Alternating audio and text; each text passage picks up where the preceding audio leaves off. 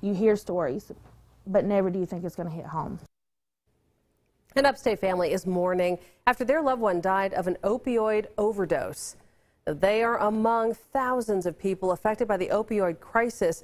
According to the National Safety Council, Americans are now more likely to die from an accidental opioid overdose than from a traffic accident.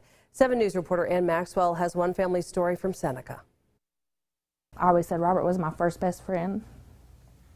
And it hurts a lot, him not being here. Robert SOSEBEE's family has been missing him since he died in September. He had battled addiction to pills and methamphetamine, but his sisters say he began using heroin in the 2 or 3 months before he overdosed. He died from a drug overdose from heroin and fentanyl, which they call a hot shot now. According to the latest data from the National Institute on Drug Abuse, overdoses from heroin and synthetic opioids such as fentanyl more than quadrupled in South Carolina from 2013 to 2016. It's a big epidemic, I think, in the whole upstate, not just this community. Data from the National Safety Council shows the odds of Americans dying from an accidental overdose are 1 in 96, while the odds of dying in a car crash are 1 in 103. Robert's sisters tell 7 News they believe he could have been saved. I wish they would have called 911, whether they stayed there or not, at least called 911, because we may still have him with us today. There is a law on the books in South Carolina that grants limited immunity for those who seek help for someone experiencing an overdose. Family members say they wish someone would be held accountable for not immediately calling 911 for their brother. They also say Robert's body was desecrated when authorities found him. That's a criminal offense in South Carolina,